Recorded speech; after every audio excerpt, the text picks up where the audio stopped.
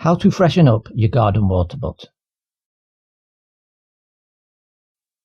There are many steps you can take to prevent the water in your water butt from becoming stagnant. Water butts don't usually start to smell if you use the water butt regularly. However, if there is a build-up of dead leaves and other garden debris, then it can begin to smell. So if this happens, here is a simple solution. Bear in mind this is to freshen up a full water butt. In order to keep the collected rainwater fresh, simply pour 5 ml of jeyes fluid into a full rainwater butt. Just fill a teaspoon with jeyes fluid and tip it straight into the water butt.